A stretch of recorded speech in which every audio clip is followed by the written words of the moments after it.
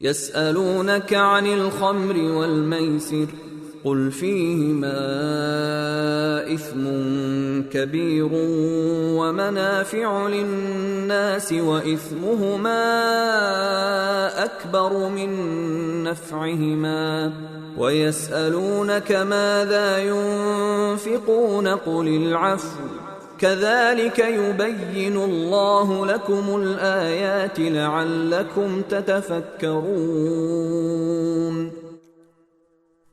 لوگ آپ سے شراب اور جوئے کے بارے میں پوچھتے ہیں، آپ کہہ دیجئے کہ ان دونوں میں بڑا گناہ بھی ہے اور لوگوں کے لیے کچھ فائدے بھی ہیں، اور ان دونوں کا گناہ ان کے فائدے سے زیادہ بڑا ہوا ہے۔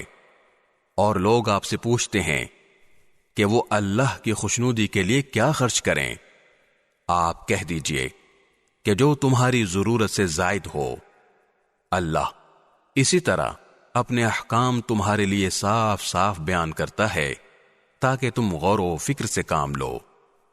فی الدنیا والآخرہ وَيَسْأَلُونَكَ عَنِ الْيَتَامَى قُلْ إِصْلَاحٌ لَهُمْ خَيْرٌ وَإِن تُخَالِطُوهُمْ فَإِخْوَانُكُمْ وَاللَّهُ يَعْلَمُ الْمُفْسِدَ مِنَ الْمُصْلِحِ وَلَوْ شَاءَ اللَّهُ لَأَعْنَتَكُمْ إِنَّ اللَّهَ عَزِيزٌ حَكِيمٌ۔ دنیا کے بارے میں بھی اور آخرت کے بارے میں بھی، اور لوگ آپ سے یتیموں کے بارے میں پوچھتے ہیں، آپ کہہ دیجئے کہ ان کی بھلائی چاہنا نیک کام ہے، اور اگر تم ان کے ساتھ مل جل کر رہو تو کچھ حرج نہیں، کیونکہ وہ تمہارے بھائی ہی تو ہیں، اور اللہ خوب جانتا ہے کہ کون معاملات بگاڑنے والا ہے اور کون سنوارنے والا۔